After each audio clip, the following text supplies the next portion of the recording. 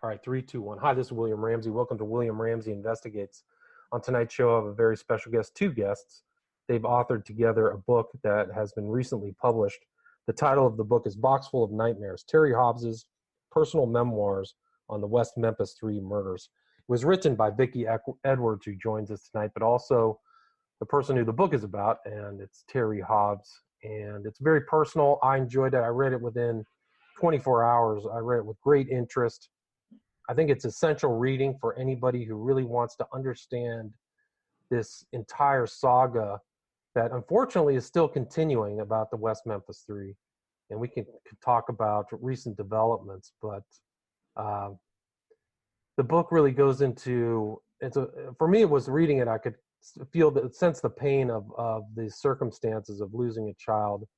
And it's something that I have written about and unfortunately kind of been drawn into the whole situation as well as an author of a book. My title of my book was Abomination, Devil Worship, and Deception in the West Memphis 3 Murders, which I published in 2014.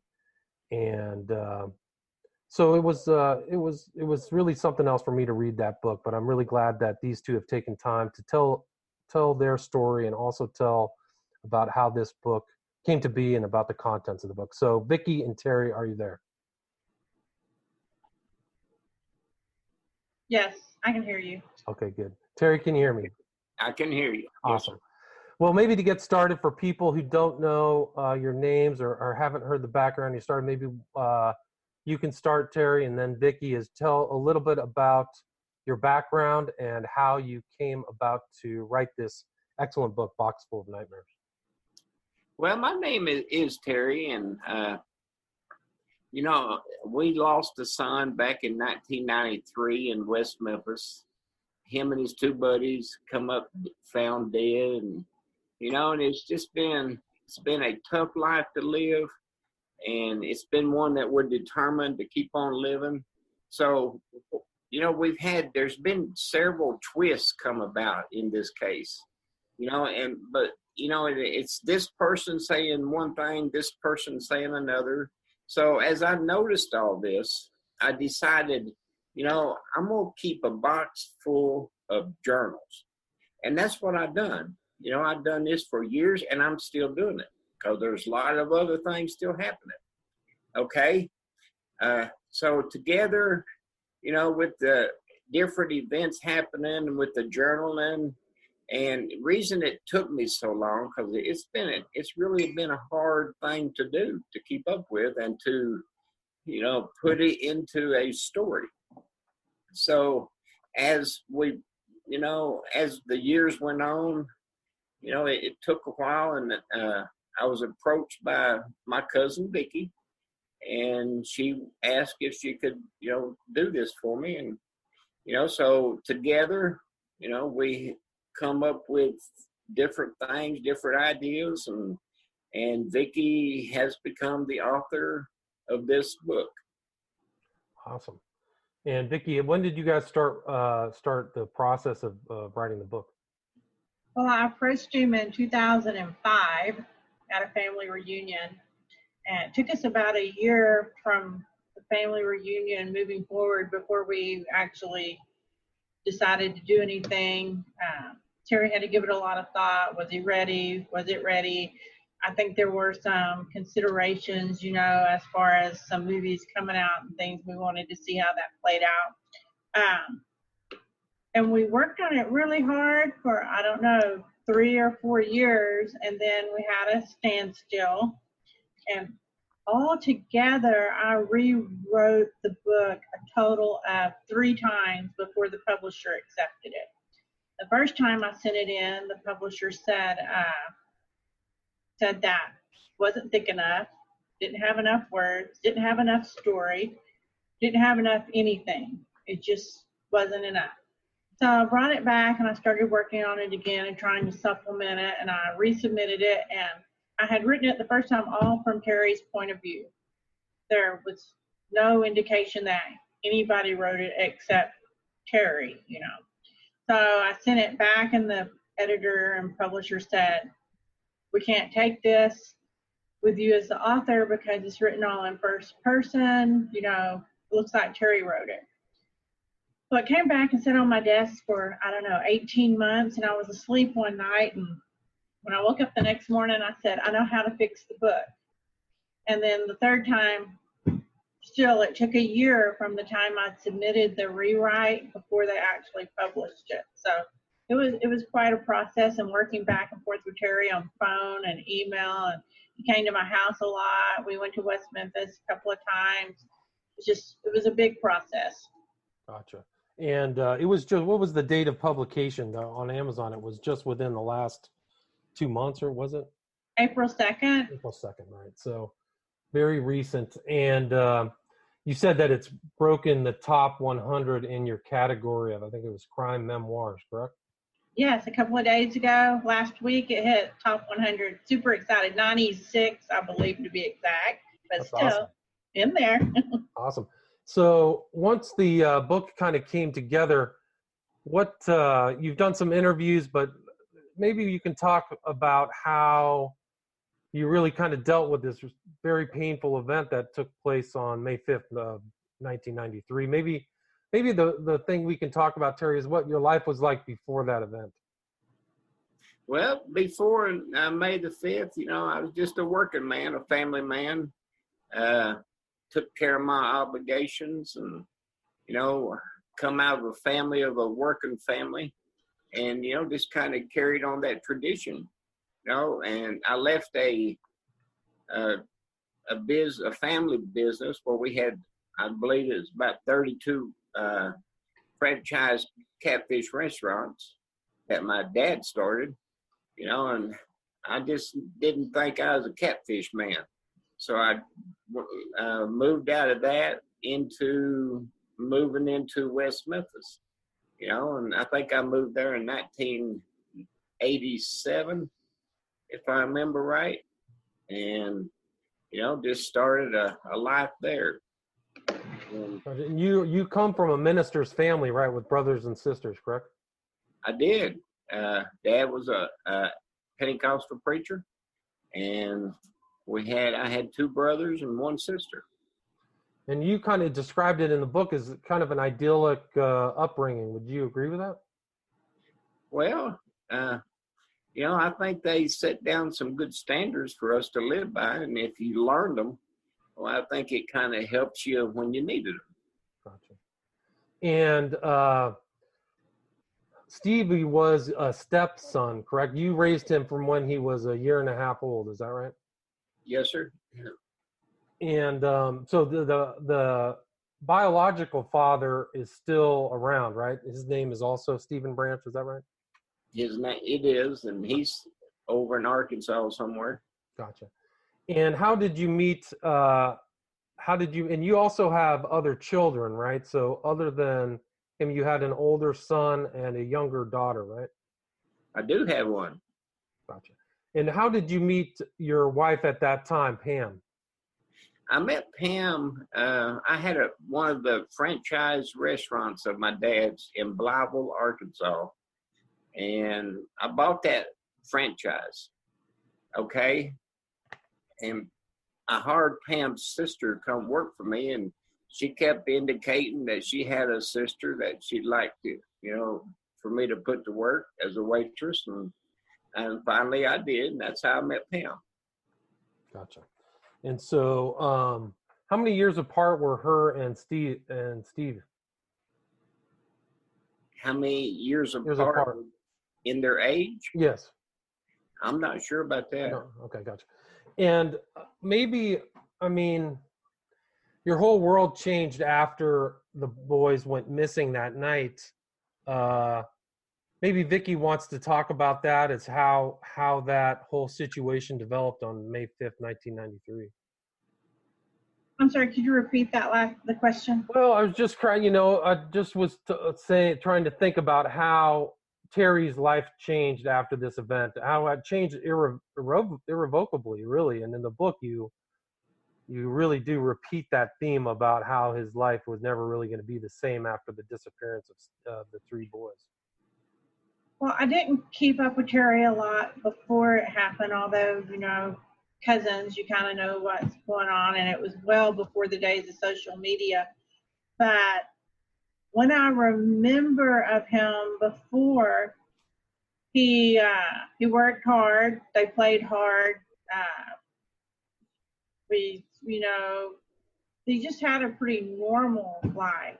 And after May of '93, we heard, through the family and stuff, how they were dealing with the murder.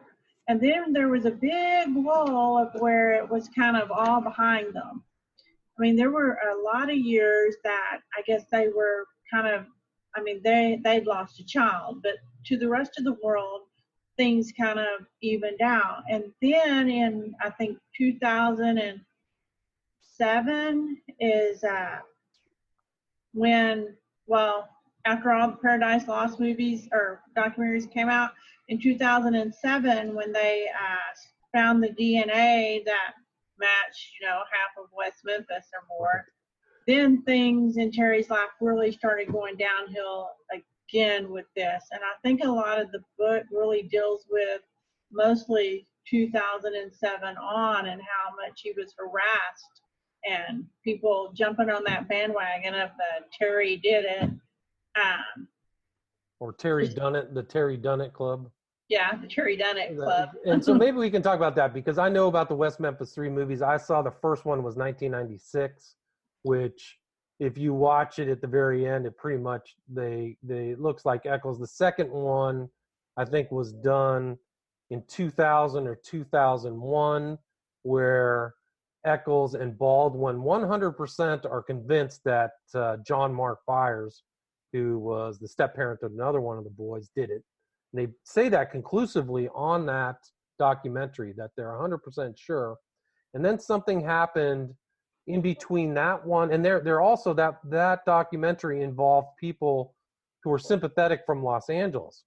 So it showed that this case was morphing, not unlike other prominent cases in the public eye today. So you see this, that the West Memphis 3 is also part of this current of retrying cases in the public domain or in the court of public opinion.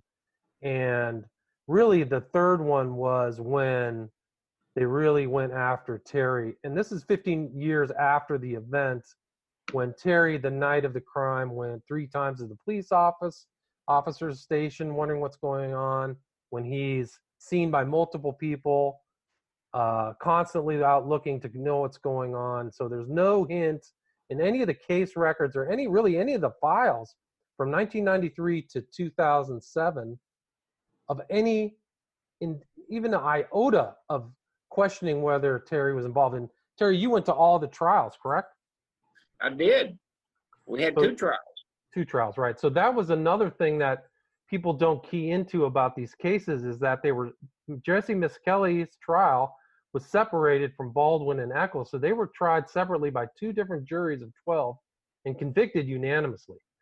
So, there was really no doubt. And now, since 2007, it's been 10 years of this really unquenchable Terry did it. And I think it's all the power of PR. And maybe we can talk about that. But how did that start for you, Terry? How did this new kind of blame Terry thing, how did that, you talk about it in the book, but maybe you can talk about it here, is how did that start and how did that affect you? Can you hear me? Yes. Okay. It popped up, said Zoom was muted for some reason. Anyway, I'm going to say around 2007, when, I was being harassed by the Ron Lax and Rachel Geiser crew that was investigators for the defense. And they was stalking, I called it stalking, but they was going out of their way to, question me, question my neighbors, say things about me to my neighbors. Then all of a sudden, I go down to meet with him at his office, and because I wouldn't do what he wanted me to do, Ron Lax I'm talking about, he told me, he looked at me, he said, "I'm going to sick the dogs on you." That's exactly what he told me. And next thing you know, here comes John Douglas rolling into town, ex-BI or FBI ex-profiler. Okay, he rolls into town. I meet with him. The first meeting, I thought was a pretty good meeting. He seemed like a sensible man. I didn't know he was profiling me at the time. But anyway, I was just me. I answered his questions, and it goes on, and then it starts hitting the media, the newspapers. The PR firm done mailed something to everybody. And from that day on, back in 2007, it's been just one thing after another where they have picked on me and quit and won't quit, and they won't leave me alone. Still today, they still bugging me about it, and some of my family. And I still see it on the social media too. There's always somebody saying, there's the DNA of Terry Hobbs, which they've never proven conclusively is yours. They've said that it's consistent, but it's also consistent with 7% of the population, which they found. The defense, basically caved to an Alford plea 4 months before the evidentiary hearing, where they could have proven that it was legit, but it's really much more meaningful in the court of public opinion than in a court of law. It doesn't prove that you were there or even that you were involved in the trial when, like I said, nobody saw you muddy, but there was a whole family that saw Eccles close to the crime muddy and also testified about that in court. But when you met with John Douglas, you wrote in the book that you thought you were going to meet with just Diane Holt at a hotel, and all of a sudden he was there. Is that true? Right, he was there. That was our second meeting. Okay. And in that second meeting, I get up and I walk out. And as I'm walking down, I get up because I already seen when I first walked in and sat down. I got to looking around. I'm thinking this is not right. And then all of a sudden they started attacking me. I could tell this was not the same tone that they used on the first meeting that we had. I get up and walk out. As I'm walking down the hallway, they're standing in the hall yelling at me, "You come back here, you come back here." And I just keep on walking. Wow. That's amazing. So at that time, John Douglas was being paid by the defense. Is that correct? Correct. And this is like at the 2007 time, there were numbers being bandied about that this PR campaign that involved all these celebrities, Johnny Depp and the lady girl from the Dixie Chicks and Henry Rollins. Yeah. And that they raised something like $10 to $20 million. So they were able to have this kind of multi-pronged, multifaceted attack involving private investigator Ron Lax, who was in the first Paradise Lost and who has passed away, John Douglas, Ronnie Sowery, the PR guy from New York, which is a strange place, and the best appellate attorneys and attorneys out there. It's really overwhelming. And then when did they start putting up the billboards and all that information looking for the so-called real killer? I'm not sure what year that happened, but if you remember, their reward went from 100,000 up to 200,000. Okay, we tried to call and tell them, who we thought was the killer, so we could collect the reward. They wouldn't pay us. Right. Right, because you could have just said, well, the guys who are currently convicted, right? Yeah. So, I mean, in this case is remarkable because these guys have been convicted twice. You don't often see that. An Alford plea is a conviction. It's a guilty conviction. You're allowed to say you're innocent in public, but in any court of law, 100% guilty. So they started really harassing you, and there was online harassment, and people were like watching you in strange places. Do you want to talk about that as well? And it's still ongoing till to today. Right? Oh, I've had a lot of them, out of the blue. I've had a couple retired detectives from New York City show up at my work. Yeah, there's a couple of them guys come down, and everyone that has come to visit me, I always tell them, and you don't need to convince me. You need to cross that bridge, go over and convince the West Memphis Police Department. And evidently they don't know where the bridge is, never made it over there, and, went on about their way. Right, that's interesting. Like the police are still convinced they got the right perpetrators. Gitchell, who was the original detective, was still around as far as I know. You were in contact with him, correct? Yes, sir. Right.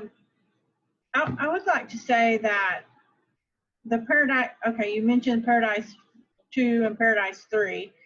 Paradise 3 really didn't happen until John Mark Byers jumped ship and started saying Terry did it. When he joined the West Memphis 3 group, that's when a big bunch of the shift happened. And then on Paradise 3, which really points fingers a lot at Terry, I went with Terry and met Bruce and Joe up in North Arkansas, and I heard a lot of the things that they asked him and what they said to him. And then, of course, with the power of editing, it came out totally different. You know, they really edited it to make Terry look like he admits to being guilty. For people, sorry to interrupt, but for people who don't know, who was Bruce and Joe? They were the producers of all the Paradise Lost documentaries. Right. So it's Bruce, Joe Berlinger, and Bruce Sinofsky. Yes. And they were up for an Oscar when the Terry, when that third Paradise Lost was coming out. So they actually had some delay in there trying to get, you know, their nomination in because of that. Also, I interviewed a retired state trooper a few weeks ago. And this is still kind of in the works, but he indicated to me that he used to transport Jesse Miskelly to and from the trials and to jail. And he said a lot of the things that they didn't release to the public, Jesse Miskelly would sit in the police car and talk about things that were at the crime scene that he shouldn't have known. So from the police standpoint, they said there never was any doubt who was guilty. But of course, with all the 800 hours of trial hours and things that they have, they only release the parts that help the guys look like they're innocent. Right. So Sinofsky and Berlinger were there recording this whole thing, and yeah, I mean, they're very selective editing, selective 800 hours of video. Right. Which is never released, right? So Berlinger is still around because he just put out the movie that made Ted Bundy look like right. Fireboy. So, you know, and I saw some of those earlier. He was doing a press thing. And he's like, "Oh yeah, I'm into evil." I can't remember verbatim what he said, but he was sounding really strange, like nothing that you would want to really say he was saying, in my opinion. But I know people who work. Yeah, I mean, Netflix regret. I don't want to go into detail, but they didn't like that movie. They didn't like the fact that they even. Well, yeah, there's real problems with that movie. So, yeah, so those movies and their editing. I mean, for me, when I looked at this whole case, I think the distortion of the case in the public eye, I think, in my opinion, can firmly rest on HBO and Berlinger and Sinofsky. That's really where it started. Would you guys agree with that? We do. Okay. I don't know how they weaseled their way into the first trial, but they did. And I think you wrote in the book, Terry, I wrote this quote down. It was, "This was the first of many assurances and promises they would break before all was said and done." So they had originally made you promises, and you felt like or believed that a lot of those promises were broken. Can you talk to that? Oh, they did. Yeah, we asked different things, and they would tell us, "Yes, we will." And then when they go back to New York and, you know, do their editing, we get phone call, "Well, we're not able to do that. Our producers won't, you know, allow us to," and blah, blah, blah. Just, you know, and you could tell that, you know, you was being lied to. Interesting. And there were definitely, I don't know what the first one, but they were paying people for their involvement in 2 and 3. Is that right? Or was it just 3? Well, they offered us money to do 2. We told them we didn't want to do no part of it. So they told us that they give Mark $1,000 to get out there and act like he acted. And that was in 1, right, where he had a gun and was shooting away and stuff like that? That was in 2. 2, okay, sorry. I don't remember. Yeah.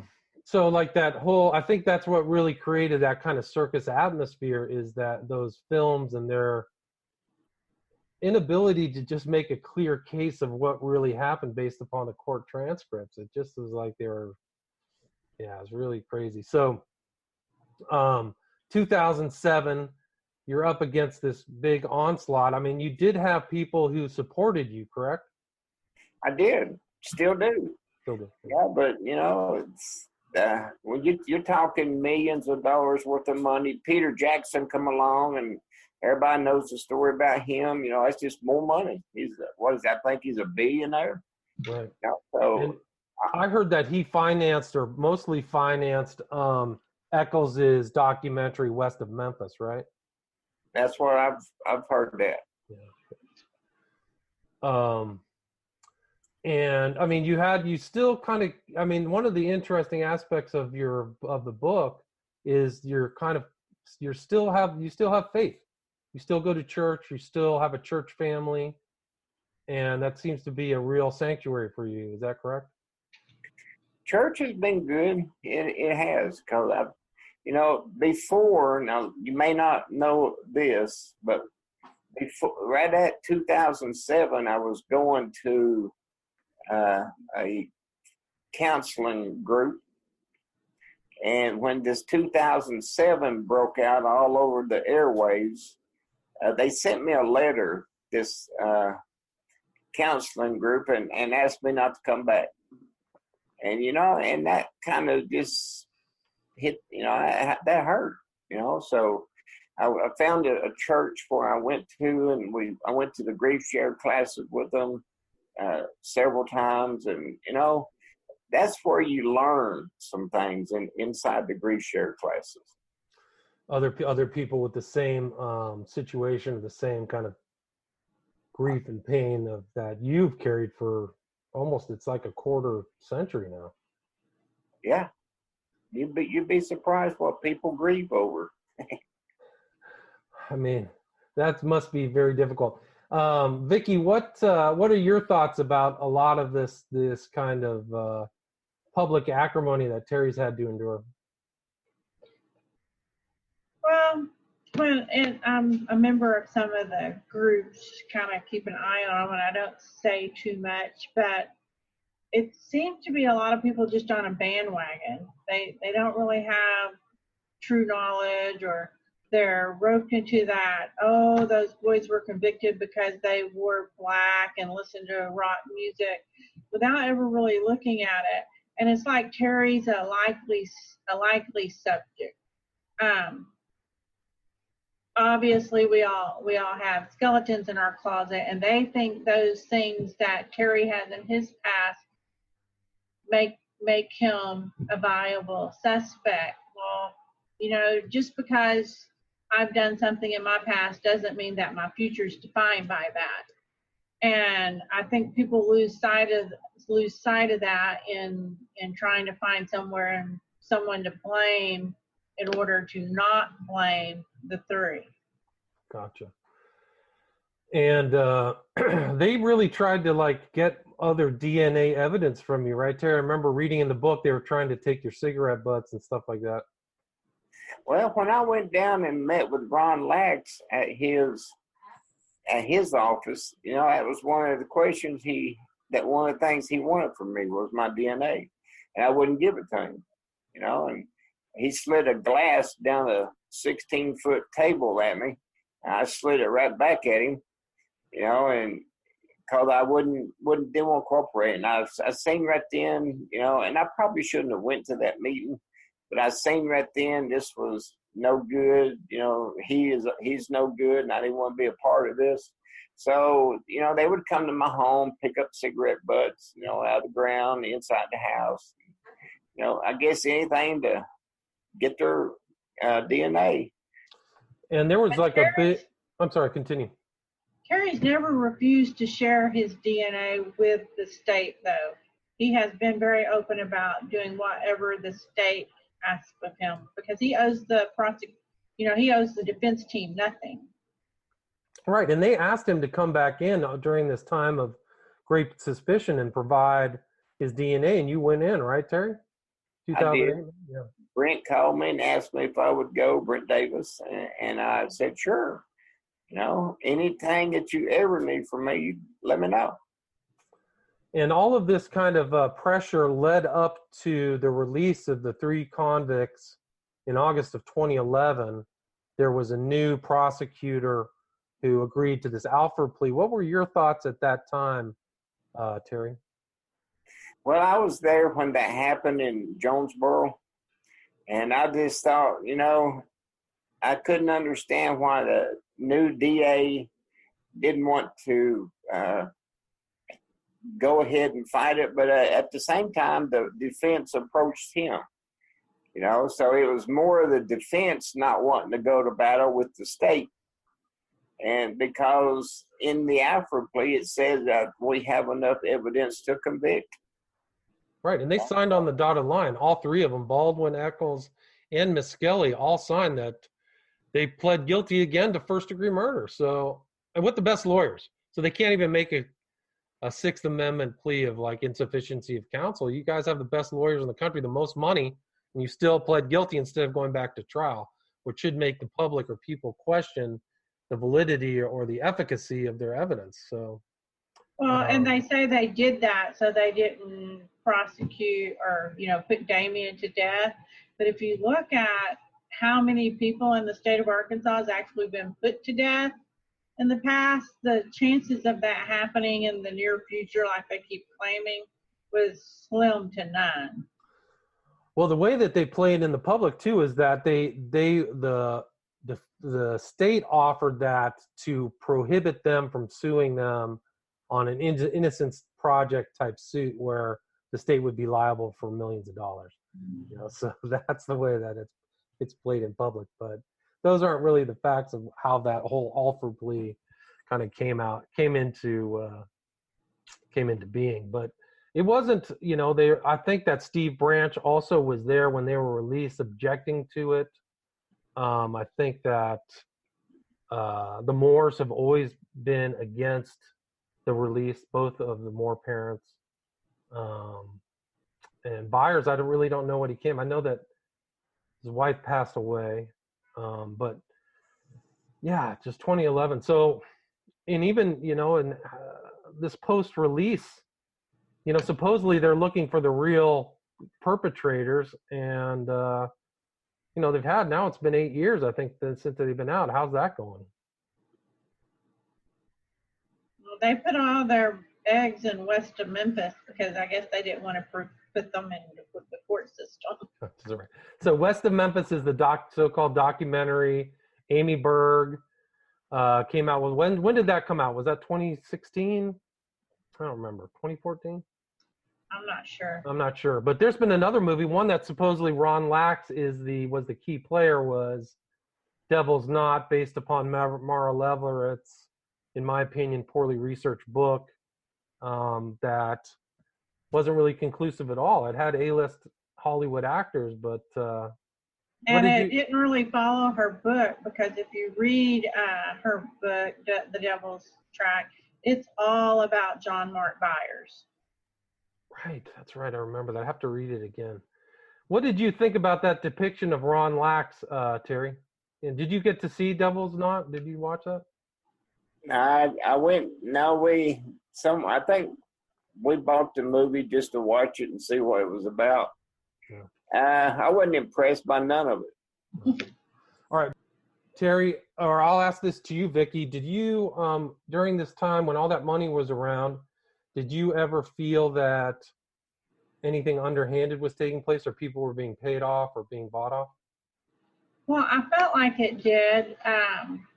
I thought right after the billboards came out and there was all the money, that the two boys came out with the Hobbs family secret. I felt like the money was directly connected to that, even though when I spoke to one of those boys, he adamantly claimed that they did not get any money. I did not believe him. Plus, in the interview with Amanda, she did state that, they were giving people money and leading them into questions that they wanted the answers to. And I asked her, did they ask her to say specific things? And she said no, but they would ask the question in such a way that, leads you to the answer. And of course, when the answers were right is when the money would come out. Interesting. That's interesting. So they ask leading questions to certain things. Gotcha. And The title of the book is Boxful of Nightmares, and what does that reference? And it's a theme that kind of goes through this whole book from beginning to end. Can you talk a little bit about that? Tossed around a lot of titles, and the publisher actually came up with that one. And because I actually had a box of Terry's journals here, he came up with the play on words. If you look at the cover, I know it's hard to see, but the things that were in the box is what's all spread around on the cover of the book. Gotcha. So it kind of alluded to the actual box he kept his journals in. Right. So that was something that he was continually writing, still says he's writing, and still kind of writing letters to people and writing things about all the pain and trauma and suffering and things like that. What's happened, Terry, since the book's come out? Have you gotten any feedback, any hate mail? What's the general kind of consensus? Well, I've got feedback from people all around the world. You'd really be surprised. And a lot of people say, we have been waiting on to hear from you.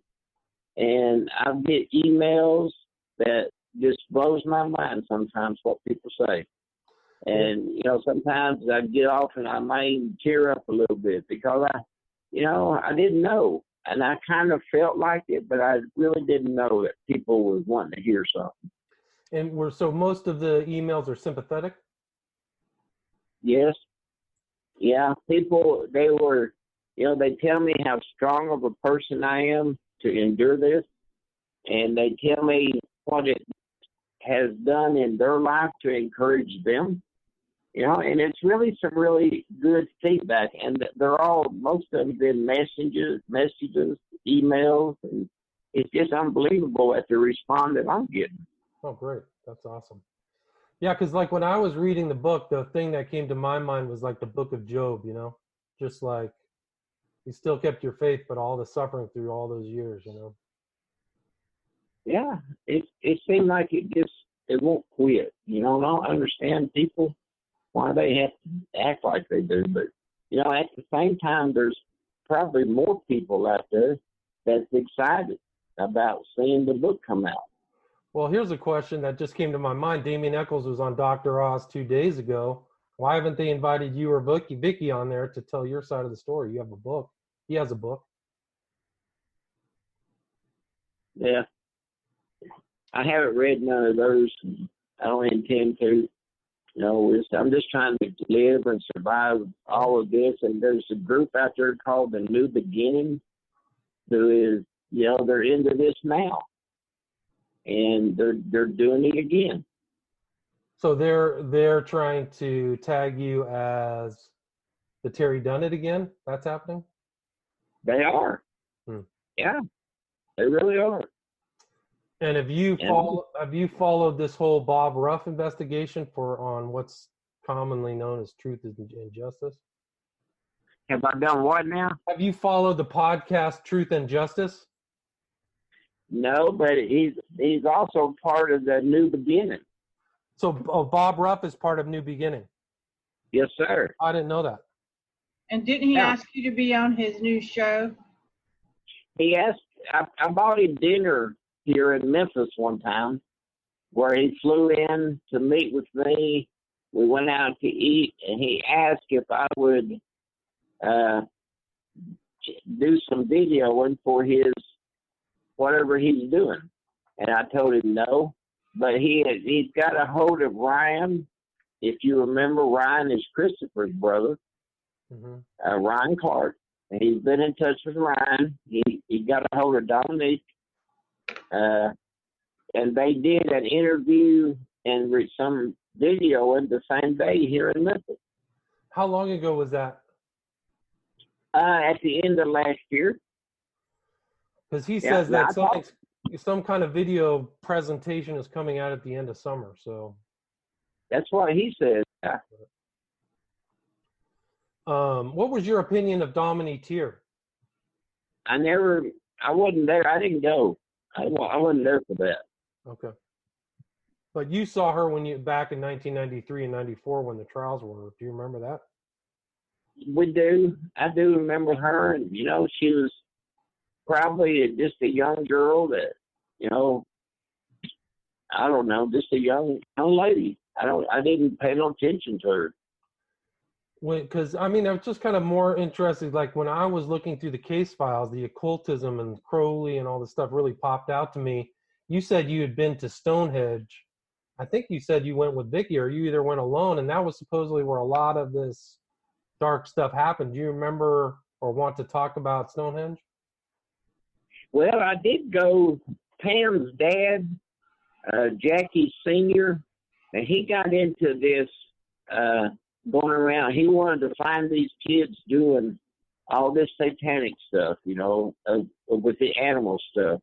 So he'd come down to West Memphis, pick me up. He lived in Blytheville, Arkansas, so he made an 80-mile trip, pick me up at our home, and we'd ride around to places I never even thought of. And he knew where Stonehenge was. I didn't, and I went out there with him. He was just looking, and he would do videos, and so, none of that stuff meant nothing to me back then. We was dealing with what we was dealing with at the time. Does it mean anything to you now? No. No. Did you see anything? Because I thought you said in the book that there were like animal remains or anything. Do you remember anything like that? There was. They had their graffiti all plastered all over every stuff, and there's a few bones you might see laying around, but I didn't know what all that meant. Didn't mean nothing to me. But you said in the book when you were on at Robin Hood Hills that you sensed something really dark and evil there on the night of the murders. Is that true? Do you remember that? It is true. Okay. Yes, sir, I remember that. I don't know what happened, but as I veered off down this little path,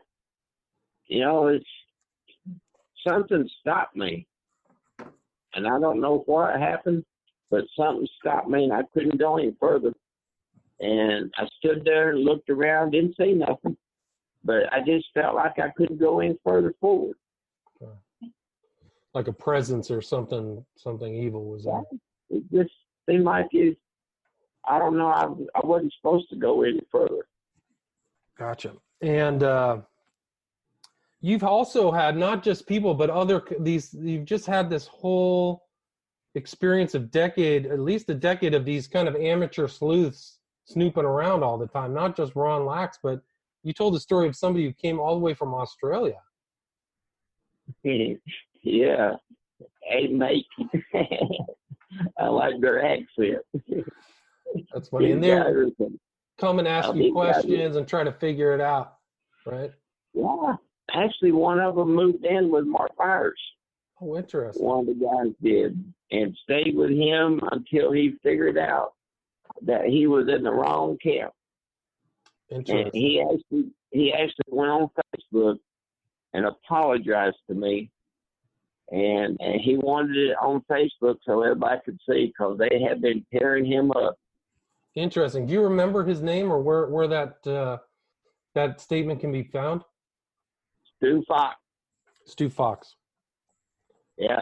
Okay. Because I had never heard that. I was really grateful just for you to tell your stories, because as somebody who studied this case and went through all the case files independently, and we never talked before I published my book, right?